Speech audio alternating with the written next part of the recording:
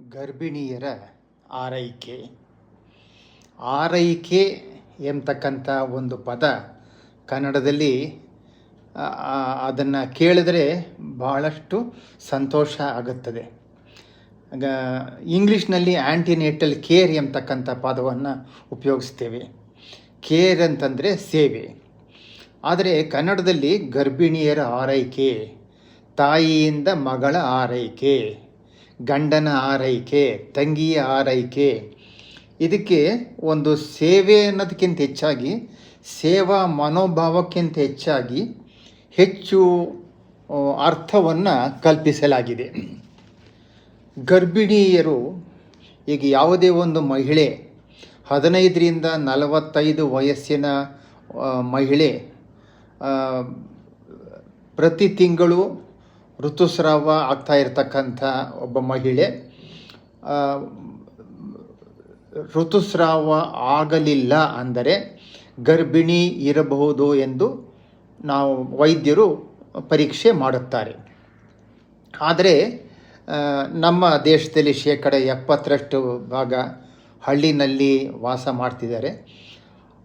Illiteracy, ignorance and poverty, ಅಜ್ಞಾನ, ಬಡತನ ಮತ್ತು ಅವಿದ್ಯೆ, ಅಜ್ಞಾನ ಮತ್ತು ಬಡತನ ಕಾರಣದಿಂದ ಅವರು ಆಸ್ಪತ್ರೆಗೆ ಹೋಗೋದಿಲ್ಲ.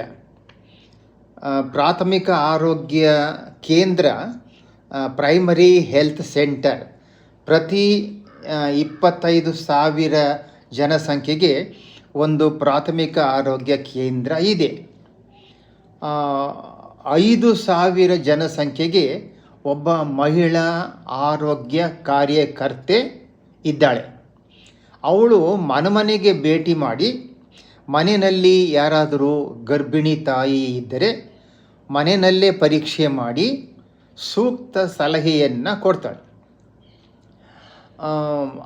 ಗರ್ಭಿಣಿಯರಿಗೆ ಅಪಾಯದ ಸೂಚನೆಗಳು ಏನಾದರೂ ಕಂಡು ಬಂದರೆ ತಕ್ಷಣವೇ ವೈದ್ಯರ ಸಲಹೆ ಪಡೆಯೋದಕ್ಕೆ ಸಲಹೆಯನ್ನು ಕೊಡ್ತಾಳೆ. ಎಲ್ಲ ಗರ್ಭಿಣಿಯರ ತಾಯಿಯಂದಿರು ಮತ್ತಷ್ಟೇ ಎಲ್ಲ ಮನೆಯಲ್ಲಿರ್ತಕ್ಕಂಥ ಬೇರೆಯವರು ಸಹ ಈ ಒಂದು ಅಪಾಯದ ಸೂಚನೆಗಳ ಬಗ್ಗೆ ತಿಳ್ಕೊಂಡಿರಬೇಕು. ಏನು ಅಪಾಯದ ಸೂಚನೆ ಅಂತಂದರೆ, ರಕ್ತಸ್ರಾವ.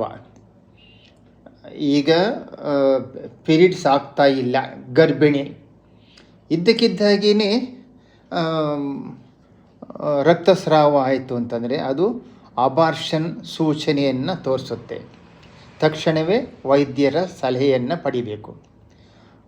ಹೆರಿಗೆಗೆ ಮೊದಲು ರಕ್ತಸ್ರಾವ, ಹೆರಿಗೆಯ ನಂತರ ರಕ್ತಸ್ರಾವ, ಇದು ಬಹಳ ಭೀಕರವಾದಂಥ ಅಪಾಯದ ಸೂಚನೆ. ಮಗು ಓಡಾಡೋದು ಗೊತ್ತಾಗತ್ತೆ 5 ತಿಂಗಳಿಗೆ ಗರ್ಭಿಣಿಗೆ. 5 ತಿಂಗಳು ಗರ್ಭಿಣಿಯಾಗಿದ್ದಾಗ ಮಗು ಓಡಾಡೋದು ಗೊತ್ತಾಗುತ್ತೆ. ಎಷ್ಟೋ ಹಳ್ಳಿಯ ಮಹಿಳೆಯರು ಅವರು ನಾನು ಗರ್ಭಿಣಿ ಆಗಿದ್ದೇನೆ ಅಂತ ಅವರು ತಿಳ್ಕೊಳ್ಳೋದೇ ಮಗು ಓಡಾಡೋದು ಗೊತ್ತಾದಾಗ. ನಾನು ಏನೋ ದಪ್ಪಾಗಿದ್ದೀನಿ ಅಂತ ತಿಳ್ಕೊಂಡು ಬಿಡ್ತಾರೆ. ಯಾತಕ್ಕೆ ಅವ್ರಿಗೆ ಋತುಸ್ರಾವ, ಪೀರಿಯಡ್ಸು ನಿಂತಿದೆ ಅಂತ ಗೊತ್ತಾಗುತ್ತಲ್ಲ ಅಂತ ನೀವು ಕೇಳಿದ್ರೆ, ಇರ್ರೆಗ್ಯುಲರ್ ಪೀರಿಯಡ್ಸ್, ನಿಯಮಿತವಾಗಿ ಅವರಿಗೆ ಋತುಸ್ರಾವ, ಪ್ರತಿ ತಿಂಗಳು ಋತುಸ್ರಾವ ಭಾಳಷ್ಟು ಮಹಿಳೆಯರಿಗೆ ಆಗೋದಿಲ್ಲ. ಇದಕ್ಕೆ ಭಾಳ ಪ್ರಮುಖವಾದಂಥ ಕಾರಣ ಅಂತಂದರೆ ರಕ್ತಹೀನತೆ, ಅನಿಮಿಯ ಕಾರಣದಿಂದ ಮತ್ತು ಇತರ ಗರ್ಭಕೋಶದ ತೊಂದರೆಯಿಂದ ನಿಯಮಿತವಾಗಿ ರಕ್ತಸ್ರಾವ, ಪ್ರತಿ ತಿಂಗಳು ರಕ್ತಸ್ರಾವ ಆಗದೇ ಇರಬಹುದು. ಕೆಲವರಿಗೆ ನನಗೆ 24 ದಿನಕ್ಕೆ ಆಗ್ತೀನಿ, ಕೆಲವರಿಗೆ 1 ತಿಂಗಳ ಮೇಲೆ 3-4 ದಿನ ಆದಮೇಲೆ ಆಗ್ತೀನಿ ಪೀರಿಯಡ್ಸು, ಈ ರೀತಿ ಹೇಳ್ತಾರೆ. ಆದ್ದರಿಂದ ಅವ್ರು ಏನು ತಿಳ್ಕೊಳ್ತಾರೆ, ಎಲ್ಲೋ ಆಗುತ್ತೆ, 1.5 ತಿಂಗಳಾಯಿತು ಆಗತ್ತೆ, ಎಲ್ಲ ಆಗತ್ತೆ. ಅವ್ರಿಗೆ ಮುಟ್ಟು ನಿಂತಿದೆ, ನಾನು ಗರ್ಭಿಣಿ ಅಂತ ತಿಳಿಯೋದು ಎಷ್ಟೋ ಸಲ ಇದು ಹಾಸ್ಯಾಸ್ಪದ ಅನಿಸುತ್ತೆ. ಮಗು ಓಡಾಡೋದು ಗೊತ್ತಾದಾಗ ಓಹೋ ನಾನು ಗರ್ಭಿಣಿಯಾಗಿದ್ದೇನೆ ಆ ರೀತಿ ತಿಳ್ಕೊಳ್ತಾರೆ. ಗರ್ಭಿಣಿಯರ ಆರೈಕೆ ಮನೆಯಲ್ಲಿಯೇ ಮನೆಯ ಇತರ ಮಹಿಳೆಯರ ಮುಂದೆ ಮಹಿಳಾ ಆರೋಗ್ಯ ಕಾರ್ಯಕರ್ತೆ ಪರೀಕ್ಷೆ ಮಾಡ್ತಾರೆ, ಹೊಟ್ಟೆಯನ್ನು ಪರೀಕ್ಷೆ ಮಾಡ್ತಾರೆ. ನಾನು ವಿದ್ಯಾರ್ಥಿಯಾಗಿದ್ದಾಗ ಗರ್ಭಿಣಿಯನ್ನು ಹೊಟ್ಟೆಯನ್ನು ಪರೀಕ್ಷೆ ಮಾಡಿ ಒಕ್ಕಳ ಭಾಗದವರೆಗೆ ಗರ್ಭಕೋಶ ಬೆಳೆದಿದೆ ಅಂತಂದರೆ, ಓಹೋ 16 ವಾರದ ಗರ್ಭಿಣಿ, ಮೇಲೆ ಬಂದರೆ 20 ವಾರ, 24 ವಾರ, 32 ವಾರ, ಈ ರೀತಿ ನಾವು ಹೊಟ್ಟೆಯನ್ನು ನಾವು ಪರೀಕ್ಷೆ ಮಾಡ್ತಿದ್ವಿ. ಸ್ಟೆಥೋಸ್ಕೋಪ್ ಹಾಕ್ಕೊಂಡು ಮಗುವಿನ ಹೃದಯದ ಬಡಿತದ ಶಬ್ದವನ್ನು ನಾವು ಕೇಳ್ತಾ ಇದ್ವಿ. ಎಷ್ಟೋ ಸಲ ನಾನು ಸ್ಟೆಥೋಸ್ಕೋಪ್ನ ತಾಯಿಗೆ ಕಿವಿಗೆ ಹಾಕ್ಕೊಂಡು, ನೋಡಿಮ್ಮ ಇದು ಮಗುವಿನ ಹೃದಯದ ಬಡಿತ ಅಂತ ಕೇಳಿದಾಗ ಅವರು ಭಾಳ ಆಶ್ಚರ್ಯ, ಸಂತೋಷವನ್ನು ವ್ಯಕ್ತಪಡಿಸ್ತಾ ಇದ್ದರು. ಈ ರೀತಿ ಗರ್ಭಿಣಿಯಾಗಿರೋರು 4 ತಿಂಗಳು, 5 ತಿಂಗಳು, 6 ತಿಂಗಳು ಈ ಥರ ಗರ್ಭಿಣಿಯಾಗಿದ್ದವರು ಇದ್ದಕ್ಕಿದ್ದ ಹಾಗೆಯೇ ರಕ್ತಸ್ರಾವ ಆದರೆ ಅದು ಅಪಾಯದ ಸೂಚನೆ. 4 ತಿಂಗಳು, 5 ತಿಂಗಳು ಮುಂಚಿತವಾಗಾದರೆ ಅದಕ್ಕೆ ಅಬಾರ್ಷನ್ ಅಂತ ಹೇಳ್ತೀವಿ. 7 ತಿಂಗಳಾದ ಮೇಲೆ ರಕ್ತಸ್ರಾವ ಆದರೆ ಅದಕ್ಕೆ ಸ್ಟಿಲ್ ಬರ್ತ್ ಅಂತ ಹೇಳ್ತೀವಿ. ಅದು ಒಂದು ಅಪಾಯದ ಸೂಚನೆ. ತಕ್ಷಣವೇ ಆಸ್ಪತ್ರೆಗೆ, ಪ್ರೈಮರಿ ಹೆಲ್ತ್ ಸೆಂಟರ್ನಲ್ಲಿ ಈಗ ಎಲ್ಲ ಸೌಲಭ್ಯಗಳಿದೆ. ಮಹಿಳಾ ವೈದ್ಯರಿರ್ತಾರೆ, ಪುರುಷ ವೈದ್ಯರಿರ್ತಾರೆ, ಆರೋಗ್ಯ ಸಹಾಯಕರು ಅಂದರೆ health assistant, health supervisor, female health supervisor, ಮಹಿಳಾ ಆರೋಗ್ಯ ಸಹಾಯಕಿಯರು ಅವರಿರ್ತಾರೆ. ಅವರಿಗೆ ಪರೀಕ್ಷೆ ಮಾಡ್ತಕ್ಕಂಥ ಟ್ರೈನಿಂಗ್ ಆಗಿರುತ್ತೆ. ಅವರಿಗೆ ಗರ್ಭಿಣಿಯರಿಗೆ ಸೂಕ್ತ ಸಲಹೆಯನ್ನು ಕೊಡ್ತಕ್ಕಂಥ ಸೌಲಭ್ಯವನ್ನು ಸಹ ಅವರಿಗೆ ಇರುತ್ತೆ. ಆದರೆ ಈಗ ನಾವೆಲ್ಲ ಸ್ಟೂಡೆಂಟ್ ಆಗಿದ್ದಾಗ ಹೊಟ್ಟೆಯನ್ನು ಪರೀಕ್ಷೆ ಮಾಡಿ, ನೀನು ಗರ್ಭಿಣಿ, ನಿನಗೆ 4 ತಿಂಗಳಾಗಿದೆ, ನಿನಗೆ 6 ತಿಂಗಳಾಗಿದೆ ಅಂತ ಹೇಳ್ತಾ ಇದ್ವಿ. ಆದರೆ ಈಗ ವೈದ್ಯಕೀಯ ಸೌಲಭ್ಯ ಎಷ್ಟು ಮಟ್ಟಿಗೆ ಉತ್ತಮವಾಗಿದೆ ಅಂತಂದರೆ, ಕೇವಲ ಮೂತ್ರ ಪರೀಕ್ಷೆಯಿಂದ ಈಗ 1 ವಾರ ನನಗೆ ಪೀರಿಯಡ್ಸ್ ಆಗಬೇಕಾಗಿತ್ತು, 1 ತಿಂಗಳು ಆಯಿತು, 1 ತಿಂಗಳ ಮೇಲೆ 1 ವಾರ ಆಗಿದೆ ಅಂತಂದರೆ ಮೂತ್ರ ಪರೀಕ್ಷೆಯಿಂದ ಗರ್ಭಿಣಿ ಅನ್ನೋದನ್ನು ಖಚಿತಪಡಿಸಬಹುದು. ಸರಿ, 20 ವಾರಗಳ ಗರ್ಭಿಣಿ ಪ್ರತಿ ತಿಂಗಳು ಸಹ ಆರೋಗ್ಯ ಕಾರ್ಯಕರ್ತರು ಅಥವಾ ವೈದ್ಯರಿಂದ ಗರ್ಭಿಣಿಯರು ಪರೀಕ್ಷೆ ಮಾಡಿಸಿಕೊಳ್ಳಬೇಕು. ಪ್ರತಿ ತಿಂಗಳು ಗರ್ಭಿಣಿಯರು ಪರೀಕ್ಷೆ ಮಾಡಿಸ್ಕೊಳ್ಬೇಕು 7 ತಿಂಗಳವರೆಗೆ. 7ನೇ ತಿಂಗಳಿಂದ 9 ತಿಂಗಳವರೆಗೆ ಆ ಅವಧಿಯಲ್ಲಿ 15 ದಿನಕ್ಕೊಂದು ಸಲ ಪರೀಕ್ಷೆ ಮಾಡಿಸ್ಕೊಳ್ಬೇಕು. 9 ತಿಂಗಳಾದ ಮೇಲೆ ಪ್ರತಿ ವಾರಕ್ಕೊಂದು ಸಲ ಪರೀಕ್ಷೆ ಮಾಡಿಸ್ಕೊಳ್ಬೇಕು. ಹೆರಿಗೆ ಆಗುವವರೆಗೆ ವಾರಕ್ಕೊಂದು ಸಲ ಪರೀಕ್ಷೆಯನ್ನು ವೈದ್ಯರಿಂದ ಅಥವಾ ಆರೋಗ್ಯ ಕಾರ್ಯಕರ್ತರಿಂದ ಪರೀಕ್ಷೆಯನ್ನು ಮಾಡಿಸ್ಕೊಳ್ಬೇಕು. ಪರೀಕ್ಷೆ ಮಾಡುವಾಗ ಅವರು ಮೊದಲನೆಯ ಭೇಟಿ, ಈಗ 4 ತಿಂಗಳಾಗಿದೆ, 5 ತಿಂಗಳಾಗಿದೆ, 20 ವಾರ ಗರ್ಭಿಣಿ ಅಂತಂದಾಗ ಸಂಪೂರ್ಣವಾಗಿ ಪರೀಕ್ಷೆ ಮಾಡ್ತಾರೆ. ಹೃದಯದ ಬಡಿತ, ಡಯಾಬಿಟಿಸ್ ಇದೆಯಾ? ಯಾಕೆಂದರೆ ಡಯಾಬಿಟಿಸ್ ಇದ್ದರೆ ಅವರಿಗೆ ಮಾತ್ರೆ ಅವ್ರಿಗೆ ಕೊಡೋದಕ್ಕಾಗಲ್ಲ. ಡಯಾಬಿಟಿಸ್ ಚಿಕಿತ್ಸೆ ಮಾತ್ರೆ ಕೊಡಬಾರದು, ಇನ್ಸುಲಿನನ್ನು ಕೊಡ್ತಾರೆ. ಅವರು ವೈದ್ಯರ ಸಲಹೆಯಂತೆ ಅವರು ಇನ್ಸುಲಿನ್ ತಗೊಂಡು ರಕ್ತದಲ್ಲಿ ಸಕ್ಕರೆ ಪ್ರಮಾಣವನ್ನು ಸರಿಯಾದ ಪ್ರಮಾಣದಲ್ಲಿ ಅವರು ಇಟ್ಕೊಳ್ಬೇಕು.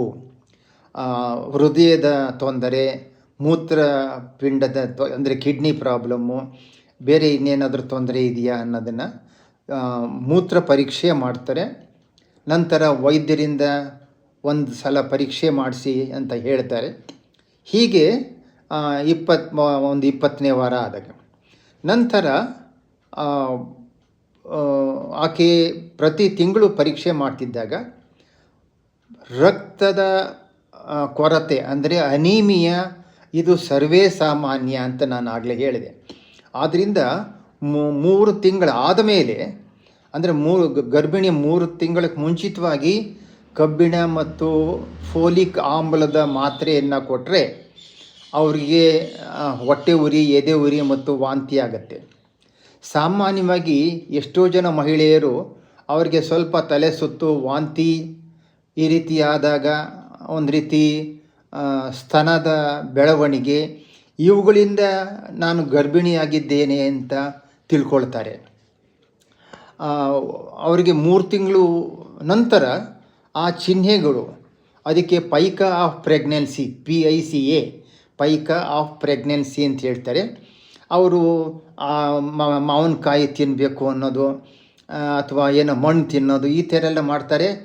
ಅದಕ್ಕೆ ಒಂದು ವೈಜ್ಞಾನಿಕ ಕಾರಣವೂ ಸಹ ವೈದ್ಯರು ಹೇಳೋದುಂಟು. ಅವರಿಗೆ ಐರನ್ ಡಿಫಿಷಿಯನ್ಸಿ, ಕಬ್ಬಿಣದ ಕೊರತೆ ಇದ್ದರೆ ಆಗ ಅವರು ಆ ರೀತಿ ಅದೆಲ್ಲ ತಿಂತಾರೆ ಅಂತ. ಏನೇ ಆಗಲಿ, ಕಬ್ಬಿಣ ಮತ್ತು ಫೋಲಿಕ್ ಆಮ್ಲ ಅಂಶ ಇರತಕ್ಕಂಥ ಮಾತ್ರೆಯನ್ನು 3 ತಿಂಗಳ ಗರ್ಭಿಣಿ ಆದಮೇಲೆ ಪ್ರತಿದಿನ ಒಂದೊಂದು ಮಾತ್ರೆ, 100 ಮಿಲಿಗ್ರಾಮ್ ಐರನ್ ಇರತಕ್ಕಂಥ ಮಾತ್ರೆ, ಕಬ್ಬಿಣದ ಮಾತ್ರೆ ಮತ್ತು ಫೋಲಿಕ್ ಆಮ್ಲ ಇರತಕ್ಕಂಥ ಮಾತ್ರೆಯನ್ನು ಕೊಡ್ತಾರೆ. ಪ್ರತಿದಿನ ಅವರು ಆಹಾರದ ನಂತರ ತೆಗೆದುಕೊಳ್ಬೇಕು. ನಂತರ ಹೆರಿಗೆ ಆದಮೇಲೂ ಸಹ ಅವರು ತಗೊಳ್ಬೇಕಾಗ್ತದೆ ಮಾತ್ರೆನ.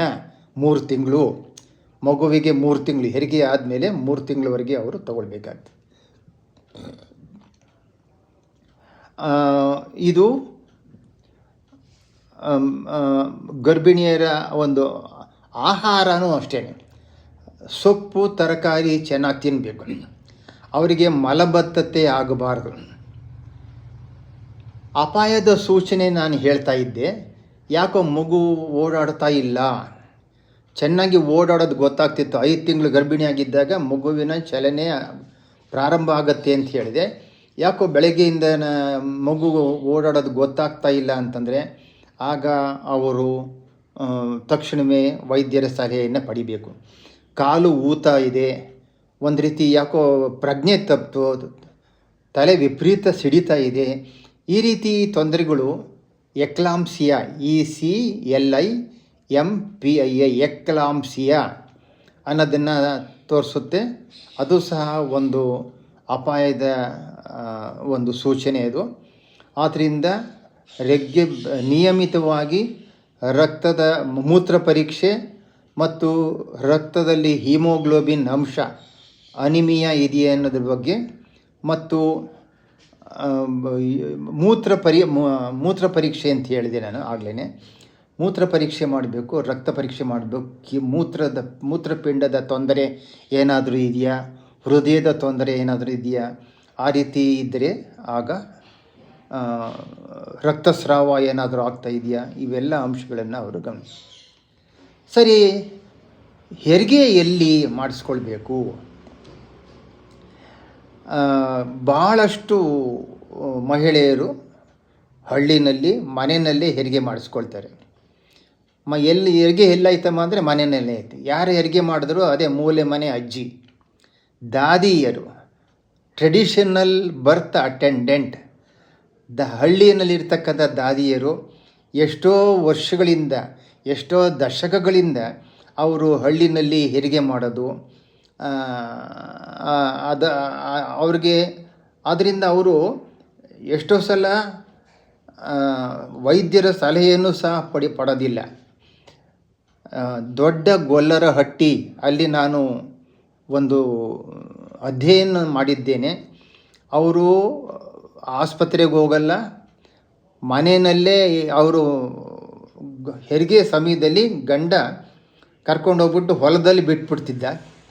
ಹೊಲದಲ್ಲಿ ಆಕೆಯೇ ಹೆರಿಗೆ ಮಾಡಿಕೊಂಡು, ಈಗ ಮಗು ತಲೆ ಬಂತು ಎಳೆದಾಕ್ಕೊಂಡು, ಮಗು ಅಳೋ ಶಬ್ದ ಬಂದಾಗ ದೂರದಲ್ಲಿ ಎಲ್ಲೋ ಅವನು ಗಂಡ ಇರ್ತಾನೆ, ಅವನು ಒಂದು ಕುಡ್ಗೋಲನ್ನ ತಂದು ಈ ಥರ ಎಸೆಯೋದು. ಆ ಕುಡ್ಗೋಲಿನಿಂದ ಹೊಕ್ಕಳು ಬಳ್ಳಿಯನ್ನು ಕತ್ತರಿಸಿ, ಆ ಹೊಕ್ಕಳು ಬಳ್ಳಿಯಲ್ಲಿ ರಕ್ತ ಬರ್ತಾ ಇರ್ತದೆ. ಆಗ ಒಂದು ಸೀಮೆಣ್ಣೆ ಬುಡ್ಡಿ ಅದಕ್ಕೆ ಇದು ಮಾಡಿ ಸುಟ್ಟು ಹೊಕ್ಕಳು ಬಳ್ಳಿನ, ಆಗ ರಕ್ತ ಬರೋದನ್ನು ನಿಲ್ಲಿಸ್ತಾ ಇರೋದು. ಈ ರೀತಿ ಆ ಮಗು ನೆಲದ ಮೇಲೇ, ಯಾಕಂದರೆ ಹೊಲದಲ್ಲೇ ಹೆರಿಗೆ, ಆಕೆ ಅಲ್ಲೇ ಕೂತ್ಕೊಂಡು ಮಗು ನೆಲದ ಮೇಲೆ ಇದೆ. ಇದನ್ನು ನಾನು ಕಣ್ಣಾರೆ ನೋಡಿ ಮೊಬೈಲ್ನಲ್ಲಿ ಫೋಟೋ ತಗೊಂಡು ಯಾತಕಮ್ಮ ಅಂತ ಹೇಳಿ, ಆಮೇಲೆ ನಂತರ 3 ತಿಂಗಳವರೆಗೆ ಆ ಹೊಲದಲ್ಲೇ ಒಂದು ಗುಡ್ಲು ಅಂತ ಒಂದು ಸಣ್ಣ ಗುಡಿಸಲು, ಅದಕ್ಕೆ 4 ಗಳು ಇರುತ್ತೆ. ಅಲ್ಲೇ ಇದ್ದುಕೊಂಡು ಮಗುಗೆ ಹಾಲು ಕುಡಿಸ್ಕೊಂಡು, ಗಂಡ ಮನೆಯಿಂದ ಮುದ್ದೆ ತಂದು, ಮುದ್ದೆನೋ ಉಪ್ಪೆಸರು ಅಥವಾ ಮುದ್ದೆ ಸಾರು ತಂದು ಇಡ್ತಿದ್ದೆ, ಅದನ್ನು ಊಟ ಮಾಡಿಕೊಂಡು 3 ತಿಂಗಳವರೆಗೆ ಆಕೆ ಹೊಲದಲ್ಲೇ ಅಲ್ಲೇ ಇರ್ತಿದ್ಲು. ಈಗ ಸ್ವಲ್ಪ ಮಟ್ಟಿಗೆ ವಿದ್ಯೆ ಸೌಲಭ್ಯ ಉತ್ತಮವಾಗಿ, ಅವ್ರಿಗೇನೆಂದರೆ ಮನೆಯಲ್ಲಿ ಹೆರಿಗೆ ಆಗಬಾರ್ದು, ಅದು ನಾಗರ ಹಾವು ಬಂದು ಕಚ್ಚಿಬಿಡುತ್ತೆ, ವೀರಭದ್ರೇಶ್ವರನ ಕೋಪ ಬರ್ತದೆ, ಈ ಥರ ಎಲ್ಲ ಅವರಲ್ಲಿ ಏನೋ ಒಂದು ನಂಬಿಕೆ. ಈಗ ಬೆಂಗಳೂರು ಬೆಳೆದು ಅಲ್ಲಿ ಹೊಲ ಗದ್ದೆನೇ ಇಲ್ಲ, ಅಲ್ಲೆಲ್ಲ ಮನೆಗಳಾಗ್ಬಿಟ್ಟಿದೆ. ಅಲ್ಲಿವರೆಗೂ ಎಷ್ಟೋ ನರ್ಸಿಂಗ್ ಹೋಮ್ಗಳೆಲ್ಲ ಬಂದುಬಿಟ್ಟಿದೆ. ಆದ್ದರಿಂದ ಆ ಹೊಲ ಗದ್ದೆನಲ್ಲೇ ಹೆರಿಗೆ ಮಾಡ್ತಿದ್ದವರು ಇವಾಗ ನರ್ಸಿಂಗ್ ಹೋಮ್ಗೆ ಹೋಗ್ತಾರೆ. ಆದ್ದರಿಂದ ಪರಿಸ್ಥಿತಿ ಸ್ವಲ್ಪ ಮಟ್ಟಿಗೆ ಉತ್ತಮವಾಗಿದೆ. ಆದ್ದರಿಂದ ಗರ್ಭಿಣಿಯರ ಆರೈಕೆ ಭಾಳ ಮುಖ್ಯವಾದ್ದು. ಓಂ ದೇವರಿಗೆ ನಾವು ಓಂ ಅಂತ ಹೇಳ್ತೀವಿ, ಅಲ್ಲಿ ಓ ಅನ್ನೋದು ದೇವರು, ಆದರೆ 2ನೇ ಭಾಗ ಮಾ. ಓಂ ಅನ್ನೋದ್ರಿಗೆ ಮಾ ಅಂತಂದರೆ ತಾಯಿಯೇ ದೇವರು, ಪ್ರಥಮ ತಾಯಿ ದೇವರು, ತಾಯಿ ದೇವೋ ಭವ ಅಂತ ಹೇಳ್ತೀವಿ. ಆದರೆ ತಾಯಿ ರಕ್ತಹೀನತೆಯಿಂದ ನರಳ್ತಾ ಇದ್ದಾಳೆ. ತಾಯಿ ಹೆರಿಗೆ ಸಮಯದಲ್ಲಿ ಸರಿಯಾದಂಥ ಒಂದು ಆರೈಕೆ ಪಡಿತಾ ಇಲ್ಲ. ಇದು ತಪ್ಪಬೇಕು. ತಾಯಿಯರ ಆರೋಗ್ಯ ಉತ್ತಮಗೊಳ್ಳಬೇಕು. ಇಷ್ಟೇ ಎಲ್ಲ ಹೇಳಿ, ದಯವಿಟ್ಟು ತಿಳಿದಂಥ ವಿಚಾರವನ್ನು ಎಲ್ಲರಿಗೂ ಹೇಳಿ, ಸರ್ವೇ ಜನ ಸುಖಿನೋ ಭವಂತು, ಸರ್ವೇ ಜನ ಸ್ವಸ್ತಿ ಭವಂತು. ನಮಸ್ಕಾರ.